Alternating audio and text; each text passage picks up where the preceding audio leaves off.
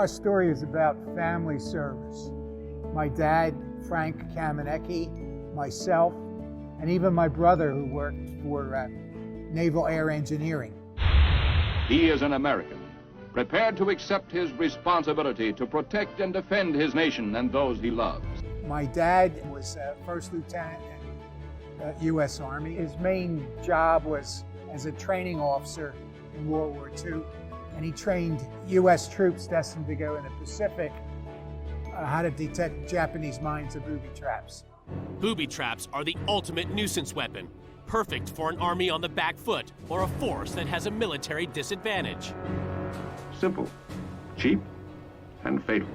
My dad never talked about any of his medals. My dad was part of the greatest generation, and what that means to me is how a blue-collar worker can raise a family of 5 on $90 a week and have all his kids go to college.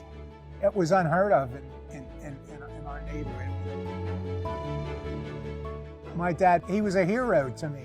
I liked seeing his photos of his military uniform, the fact that he had a military wedding when he married my mom. We talked about serving in the military, and I decided that was the path for me.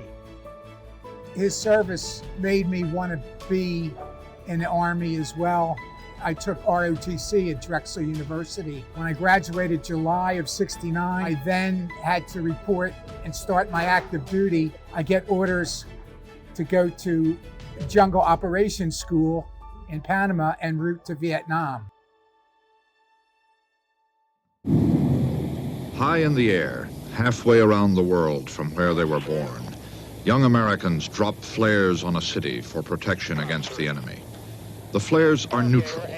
They illuminate friend and foe, citizen and stranger together in this strangest of cities, Saigon.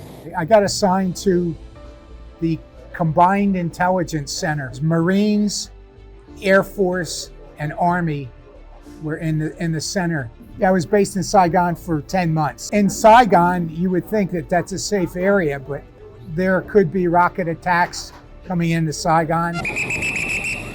You had terrorists that were all around during the city. So no matter where you were, there was some risk. I was assigned to ground order of battle. What we did was we analyzed enemy captured documents that were interpreted, prisoner of war interrogations. We used to give briefings to Navy SEAL teams, want to know what the enemy's doing should they go in a certain area. It was doing this type of work that I was proud of. August of 1971 that I got sent back to the States.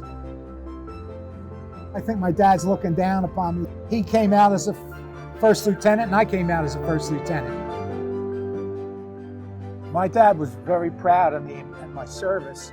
In fact, when I graduated Drexel, I was commissioned at graduation, and he pinned my lieutenant's bars on. I get a little choked up sometimes, but I'm proud of my dad, and I know he was proud of me.